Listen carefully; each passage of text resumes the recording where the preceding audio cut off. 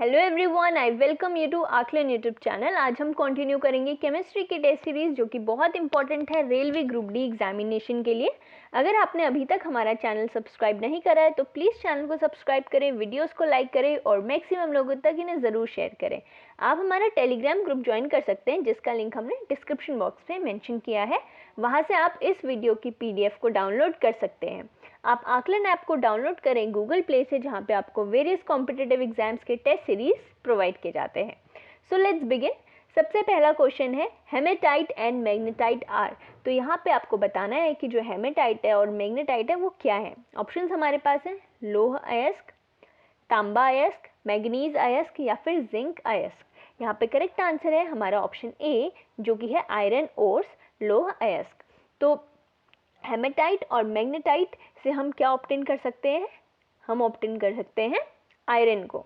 ठीक है, magnetite is the finest ore with a very high content of iron up to 70%।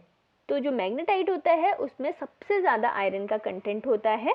ठीक है, और वो कितना होता है? वो होता है 70%।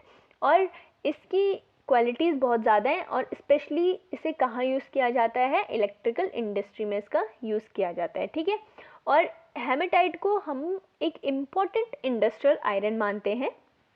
ठीक है, और मैग्नेटाइट के बारे में हमने आपको यहाँ पे बताया।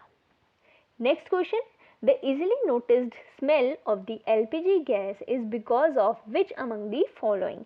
LPG गैस की आसानी से देखी जाने वाली गंध निम्नलिखित में से किसके कारण होती है? ऑप्शंस हमारे पास हैं ब्यूटेन, प्रोपेन, मीथेन और एथेनेथियोल। यहाँ पे करेक्ट आंसर है ऑप्शन डी, एथेनेथियोल। ठीक है, तो इस गैस, ये ऐसी गैस है, ठीक है, ये जिसकी वजह से स्मेल आसानी से नोटिस हो जाती है LPG गैस में। और अगर हम बात करें एथेनेथियोल की तो इसको हम स्ट्रेंच भी बोलते हैं। ठीक है, और ये कैसा कंपाउंड है? ऑर्गेनो सल्फर कंपाउंड है। नेक्स्ट क्वेश्चन है which among the following methods can be used to remove the permanent hardness in water due to calcium or magnesium sulfates। Water में एक परमानेंट हार्डनेस होती है, वो किसकी वजह से होती है, किस कारण की वजह से होती है? कैल्शियम और मैग्नीशियम सल्फेट्स के प्रेजेंस की वजह से। ठीक है, अब जो ये स्थायी कठोरता है, ठीक है, परमानेंट हार्डनेस है, उसको हम कैसे रिमूव कर सकते हैं? ऑप्शंस हमारे पास है sulphonate method, nitrate method, zeolite method या फिर नन ऑफ द अबव। यहाँ पे करेक्ट आंसर है ऑप्शन सी जो कि है जियोलाइट विधि। तो इस परमानेंट हार्डनेस को हम जियोलाइट विधि से हम क्या कर सकते हैं? रिमूव कर सकते हैं, दूर कर सकते हैं। ठीक है, अब ये जियोलाइट क्या होता है? It is hydrated sodium alumino silicate capable of exchanging reversible sodium ions. और इसका यूज़ जो भी परमानेंट हार्डनेस है वाटर की उसको रिमूव करने के लिए किया जाता है। और ये क्या करता है? सॉफ्टनिंग कर देता है वाटर की। ठीक है, हार्डनेस को रिमूव करके उसको क्या कर देगा? सॉफ्टनिंग कर देगा। Fourth question, Dalton's name is associated with which of the following terms. Dalton का नाम निम्नलिखित में से किस शब्द से जुड़ा है? ऑप्शन हमारे पास है इलेक्ट्रॉन, प्रोटॉन, परमाणु या फिर न्यूट्रॉन। यहाँ पे करेक्ट आंसर है ऑप्शन सी जो कि है परमाणु। तो डेल्टन का नाम किससे जुड़ा हुआ है? परमाणु से जुड़ा हुआ है। ठीक है, और उन्होंने एटॉमिक थ्योरी दी थी केमिस्ट्री में, और उस एटॉमिक थ्योरी के जो परमाणु के सिद्धांत हैं उसके बहुत एक मुख्य बिंदु भी उन्होंने दिए थे जिनको पढ़ना बहुत इंपॉर्टेंट है। ठीक है, और जो यहाँ पे पॉइंट 1 हम बात करेंगे जो एक बहुत इंपॉर्टेंट पॉइंट है, elements are made of extremely small particles called atoms. तो उन्होंने बताया था कि जो एलिमेंट्स हैं वो बहुत छोटे कणों से बने होते हैं। ठीक है, और जिनको हम क्या बोलते हैं? परमाणु बोलते हैं। सेकंड पॉइंट है atoms of a given element are identical in size, mass and other properties, and atom of different elements different size, mass and other properties. ठीक है, अब कोई भी अगर हमें कोई एलिमेंट दिया हुआ है सपोज, ठीक है, तो वो एक एलिमेंट है, उसके जो एटम्स होंगे वो साइज में आइडेंटिकल होंगे, मास में आइडेंटिकल होंगे, ठीक है। एक ही एलिमेंट्स के अलग अलग एटम्स नहीं होंगे, वो साइज मास सब में अलग होंगे। और अगर हम अलग अलग एटम्स की बात करें तो उसमें साइज मास ये सारी प्रॉपर्टीज डिफरेंट हो जाएंगी, ठीक है। थर्ड पॉइंट क्या दिया था उन्होंने, एटम्स कैन नॉट बी सब डिवाइडेड, एक जो एटम है उसको हम फर्दर डिवाइड नहीं कर सकते हैं और ना ही हम उसे बना सकते हैं और ना ही डिस्ट्रॉय कर सकते हैं। It can not be created nor be destroyed, ठीक है। फोर्थ पॉइंट है, atoms of different element combine in simple whole number ratio to form chemical compounds. तो जो एटम्स होते हैं अलग अलग एलिमेंट्स के, वो कंबाइन करते हैं और क्या बनाते हैं, कंपाउंड्स बनाते हैं। और वो किस तरह से कंबाइन करेंगे, पूर्ण संख्या अनुपात में कंबाइन करेंगे, ठीक है। फिफ्थ पॉइंट है, in a chemical reactions atoms are combined, separated और रीअरेंज्ड। तो कोई भी अगर केमिकल रिएक्शन हो रही है तो उसमें जो एटम्स हैं, जो परमाणु हैं, वो या फिर कंबाइन होंगे या फिर सेपरेट होंगे या फिर क्या होंगे, एक दूसरे को क्या करेंगे, रीअरेंज करेंगे, ठीक है। इसी तरह से एक केमिकल रिएक्शन होती है। नेक्स्ट क्वेश्चन है, in 1866 John Newland, an English scientist, arranged the then known elements in an order of increasing atomic masses. He found that every eighth element had properties similar to that of the first. He called it as the, अब 1866 में एक अंग्रेज वैज्ञानिक जो कि कौन थे, John Newland, ने तत्कालीन ज्ञान तत्वों को बढ़ते हुए परमाणु भार के क्रम में व्यवस्थित करा उन्होंने, ठीक है। उन्होंने पाया कि प्रत्येक 8वें तत्व में पहले के समान गुण होते हैं, जो प्रत्येक 8वां है, सपोज ये फर्स्ट है और उसके बाद 8th, फिर उसके बाद 16th। तो उन्होंने पाया कि जो पहला 8वां और ये 16वां है, 8th नंबर पे जाते जाएंगे तो एक दूसरे के क्या आते हैं, इसमें गुण आते हैं, उन्होंने बताया था, ठीक है। तो वो कौन सा गुण है, कौन सा लॉ था वो, ऑप्शन हमारे पास है, पेंटामीटर का नियम, संगीत नोट्स का कानून, लॉ ऑफ ऑक्टेव्स, या फिर इनमें से कोई भी नहीं। यहाँ पे करेक्ट आंसर है हमारा ऑप्शन सी, जो कि है law of octaves. Sixth question है, the element of electric stove is made of. Electric stove का तत्व किससे बना होता है, तांबा, इनवार, मैग्नीशियम या फिर निक्रोम। यहाँ पे करेक्ट आंसर है निक्रोम, ठीक है। तो जो इलेक्ट्रिक स्टोव का एलिमेंट किससे बना होगा, निक्रोम से बना होता है, ठीक है। Seventh question, the pH of a neutral solution is. उदासीन विलयन का पीएच क्या होता है, ऑप्शन हमारे पास हैं 0 to 7, 7, 7 to 14 या फिर इनमें से कोई भी नहीं। यहाँ पे करेक्ट आंसर है हमारा ऑप्शन बी, जो कि है 7। तो जो न्यूट्रल सोल्यूशन होगा उसका पीएच कितना होता है, 7 होता है, ठीक है। अगर हम पीएच स्केल के इस साइड जाएंगे, जैसे 6, 5, 4, तो ये क्या शो करेगा, ये शो करेगा एसिडिक, ठीक है।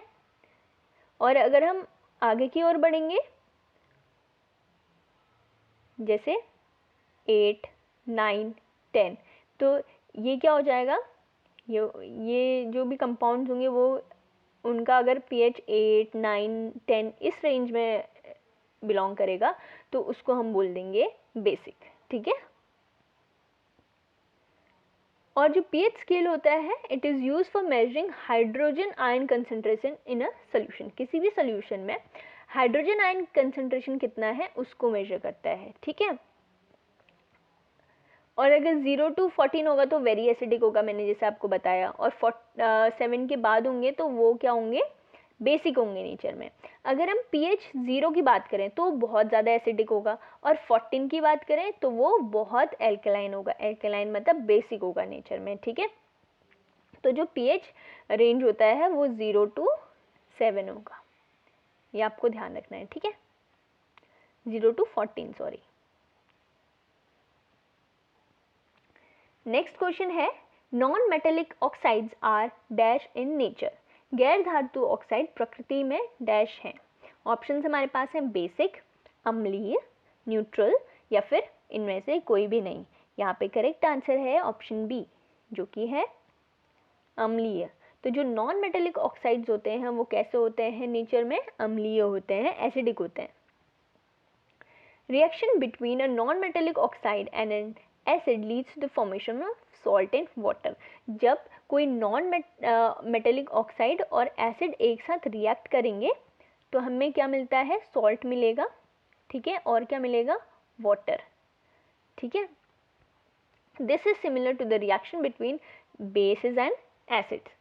अब जो बेसिस और एसिड जब एक साथ रिएक्ट करते हैं तो हमें क्या मिलता है? सॉल्ट और वाटर, ठीक है। और सिमिलर ये वाला क्वेश्चन था जिसमें हमें क्या मिल रहा था? सॉल्ट और वाटर मिल रहा था।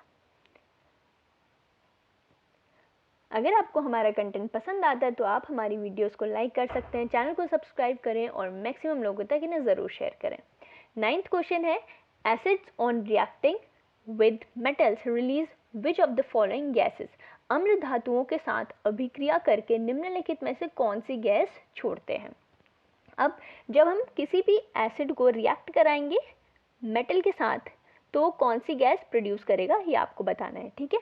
ऑप्शंस हमारे पास है ऑक्सीजन, कार्बन डाइऑक्साइड, हाइड्रोजन या फिर मीथेन। यहाँ पे करेक्ट आंसर है ऑप्शन सी, जो कि है हाइड्रोजन। जब भी कोई एसिड मेटल के साथ रिएक्ट करेगा तो हमें प्रोडक्ट में क्या मिलेगा? कौन सी गैस मिलेगा? कौन सी गैस मिलेगी? हाइड्रोजन गैस मिलेगी, ठीक है। नेक्स्ट क्वेश्चन है 10th, the material which can be deformed permanently by heat and pressure is called। वह पदार्थ जिसे ताप तथा दाब द्वारा स्थायी रूप से क्या करा जा सकता है? विकृत किया जा सकता है, उसे क्या कहते हैं? ऑप्शन हमारे पास है थर्मोप्लास्टिक, थर्मोसेट, केमिकल कंपाउंड, रासायनिक यौगिक या फिर पॉलीमर।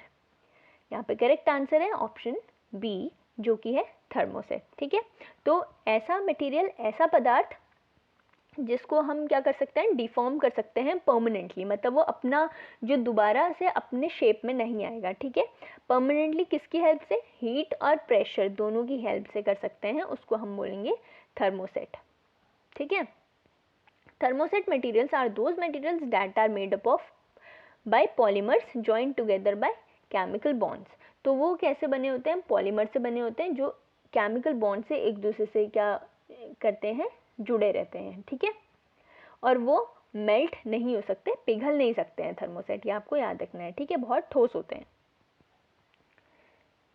11th क्वेश्चन है, the method of protecting iron from rusting by coating a thin layer of zinc is called. लोहे के जंग लगने से बचाने की विधि जिंक की एक पतली परत के लेप करके क्या कहलाती है? उस प्रोसेस को हम क्या बोलते हैं? जब भी किसी आयरन की कोई चीज़ बनी हुई है, ठीक है, और हमने उसमें क्या कर दी? जिंक की कोटिंग कर दी, तो इस प्रोसेस को हम क्या बोलेंगे? ऑप्शंस हमारे पास है गैल्वेनाइजिंग, रेंसिडिटी, एलॉय या फिर पल्वराइजिंग।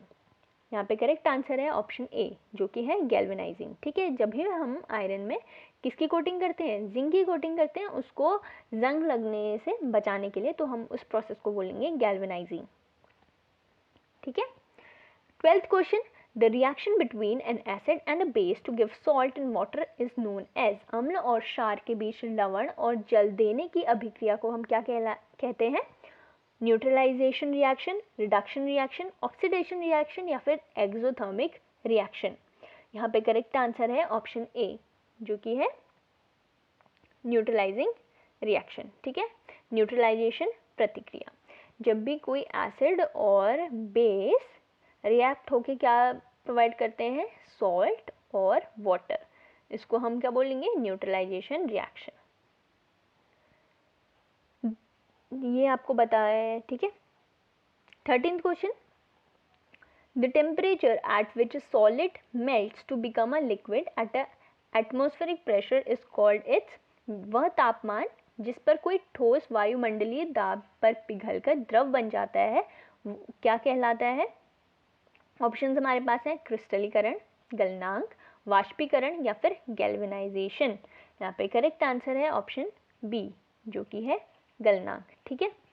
तो ऐसा तापमान जब कोई भी जो ठोस होता है, सॉलिड होता है, वो मेल्ट होके पिघल कर क्या बन जा रहा है, द्रव बन जा रहा है, ठीक है, उसको हम क्या बोलेंगे, मेल्टिंग पॉइंट या फिर गलनांक।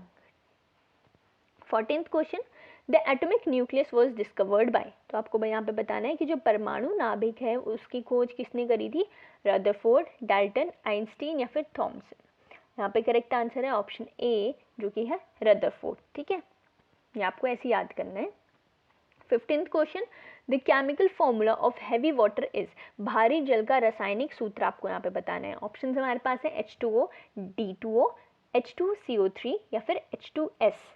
यहाँ पे करेक्ट आंसर है ऑप्शन बी जो कि है D2O, तो इसको हम क्या बोलते हैं, हैवी वाटर, ठीक है, ड्यूटेरियम ऑक्साइड। और ये कैसे यूज़ किया जाता है, एज अ मॉडरेटर और एज अ कूलेंट। जो भी न्यूक्लियर रिएक्टर्स होते हैं ना, उसमें मॉडरेटर और कूलेंट के रूप में भी इनको यूज़ किया जाता है, तो आपको ये भी याद रखना है, ठीक है, क्योंकि D2 बहुत इंपॉर्टेंट है और न्यूक्लियर रिएक्टर्स में इसका यूज़ है। 16th question, which gas is mixed with oxygen for respiration bye diverse in deep sea, गहरे समुद्र में गोताखोरों द्वारा श्वसन के लिए ऑक्सीजन के साथ कौन सी गैस मिश्रित होती है। ऑप्शन हमारे पास है हीलियम, नाइट्रोजन, जिनॉन या फिर अमोनिया। यहाँ पे करेक्ट आंसर है ऑप्शन ए जो कि है हीलियम, ठीक है।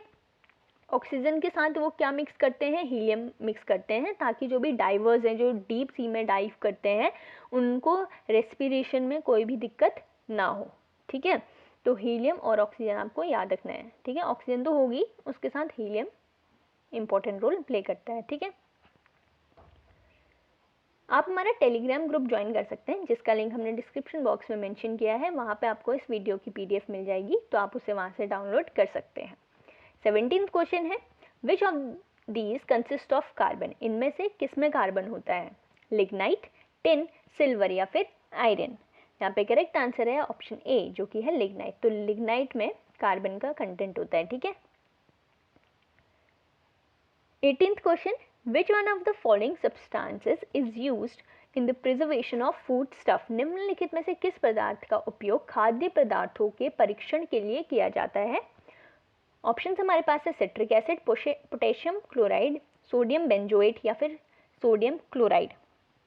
यहाँ पे करेक्ट आंसर है सोडियम बेंजोएट, ठीक है। जब भी किसी भी फूड स्टफ का प्रिजर्वेशन होता है, जैसे कोई भी प्रोसेसिंग यूनिट होती है ना, तो उसमें जो भी बनता है, जैसे टोमेटो केचप या फिर पिकल्स वगैरह बनते हैं, तो उस केस में क्या करते हैं कि उसमें सोडियम बेंजोएट ऐड किया जाता है, ताकि वो लंबे टाइम तक उसकी जो शेल्फ लाइफ है उसको इंक्रीज करने के लिए, ठीक है।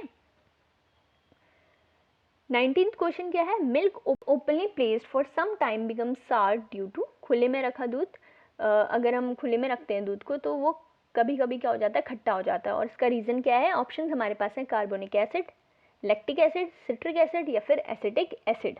यहाँ पे करेक्ट आंसर है ऑप्शन बी जो कि है लैक्टिक एसिड, ठीक है। 20th question, which one of the following is used in the manufacture of soaps, निम्नलिखित में से किसका उपयोग साबुन के निर्माण में किया जाता है। ऑप्शन हमारे पास है वनस्पति तेल, मॉलिब ऑयल, मिट्टी का तेल या फिर तेल काटना, कटिंग ऑयल। यहाँ पे करेक्ट आंसर है ऑप्शन ए जो कि है वेजिटेबल ऑयल। तो सोप्स के मैन्युफैक्चरिंग में वनस्पति तेल का इस्तेमाल किया जाता है। अब जो साबुन होता है वो किसका कॉम्बिनेशन है, एनिमल फैट और प्लांट ऑयल का, ठीक है, एनिमल फैट, प्लांट ऑयल या फिर कॉस्टिक सोडा, ठीक है। Many vegetable fats include olive oil, और बहुत कुछ ऐसे वेजिटेबल फैट्स में olive oil, palm kernel oil, coconut oil, ये सब भी यूज़ किया जाता है सोप मेकिंग में। 21st question, which gas is used in fire extinguisher, बहुत इंपॉर्टेंट क्वेश्चन है कि फायर एक्सटिंग्विशर में कौन सी गैस का इस्तेमाल किया जाता है। ऑप्शन हमारे पास है कार्बन डाइऑक्साइड, हाइड्रोजन, ऑक्सीजन या फिर सल्फर डाइऑक्साइड। यहाँ पे करेक्ट आंसर है ऑप्शन ए जो कि है कार्बन डाइऑक्साइड, ठीक है। तो CO2 का यूज़ किया जाता है फायर एक्सटिंग्विशर में, जो कि स्मॉल फायर्स या फिर इमरजेंसी सिचुएशन में जिसका इस्तेमाल किया जाता है। 22nd question, which chemical substance is used for making rat poison, तो रेड पॉइजन को बनाने के लिए किसका इस्तेमाल किया जाता है? चूहे का जहर बनाने के लिए कौन से रासायनिक पदार्थ का उपयोग किया जाता है? ऑप्शन हमारे पास है ethyl alcohol, methyl isocyanate, potassium cyanide या फिर इथाइल आइसोसाइनाइड। यहाँ पे करेक्ट आंसर है ऑप्शन सी, जो कि है पोटेशियम साइनाइड। तो पोटेशियम साइनाइड का इस्तेमाल रेड पॉइजन को बनाने में किया जाता है। और पोटेशियम साइनाइड जो होता है उसको हम कैसे लिखते हैं? KCN, ठीक है, या फिर हम जिंक फॉस्फाइड का भी इस्तेमाल कर सकते हैं। 23 क्वेश्चन है, the energy found in dry cell. तो एनर्जी जो ड्राई सेल में होती है वो कैसी होती है? मैकेनिकल, इलेक्ट्रिकल, केमिकल या फिर इलेक्ट्रोमैग्नेटिक। यहाँ पे करेक्ट आंसर है ऑप्शन सी, जो कि है केमिकल, रासायनिक। तो जो ड्राई सेल है उसमें कैसी एनर्जी पाई जाती है? केमिकल एनर्जी पाई जाती है, ठीक है। The best example of changing into electrical energy from chemical energy is primary cell. तो इलेक्ट्रिक एनर्जी किस में से? केमिकल एनर्जी से कन्वर्जन की जो इम्पोर्टेंट एग्जाम्पल है वो प्राइमरी सेल्स है, या फिर हम बोल सकते हैं बैटरीज है, ठीक है। 24th question, in a car battery electrolyte substance used is. Car की बैटरी में प्रयुक्त इलेक्ट्रोलाइट पदार्थ कौन सा होता है? ऑप्शन हमारे पास है hydrochloric acid, sulphuric acid, nitric acid या फिर डिस्टिल्ड वाटर। यहाँ पे करेक्ट आंसर है हमारा ऑप्शन बी, जो कि है सल्फ्यूरिक एसिड। तो कार की बैटरीज में इलेक्ट्रोलाइट के फॉर्म में किसको यूज़ करते हैं? सल्फ्यूरिक एसिड को यूज़ करते हैं। और सल्फ्यूरिक एसिड को हम केमिकली H2SO4 भी लिखते हैं, ठीक है। और H2SO4 एक स्ट्रॉन्ग एसिड है, तो आपको ये भी याद रखना है। लास्ट क्वेश्चन है, what is the chemical name of chalk. Chalk का रासायनिक नाम आपको बताना है, ठीक है। ऑप्शंस हमारे पास है calcium sulphate, calcium nitrate, calcium phosphide या फिर कैल्शियम कार्बोनेट। यहाँ पे करेक्ट आंसर है हमारा ऑप्शन डी, जो कि है कैल्शियम कार्बोनेट। तो चॉक का केमिकल नेम क्या है? Calcium carbonate, okay. So this was our last question. अगर आपको हमारा कंटेंट पसंद आता है तो प्लीज़ वीडियोस को लाइक करें, चैनल को सब्सक्राइब करें और मैक्सिमम लोगों तक इन्हें ज़रूर शेयर करें। आप बेल आइकन को ज़रूर प्रेस करें ताकि आगे आने वाली इंपॉर्टेंट नोटिफिकेशंस आपको मिलती रहें। आप गूगल प्ले से आकलन ऐप को डाउनलोड करें, जहाँ पे आपको वेरियस कॉम्पिटिटिव एग्जाम्स के टेस्ट सीरीज प्रोवाइड किए जाते हैं। Thank you and have a good day.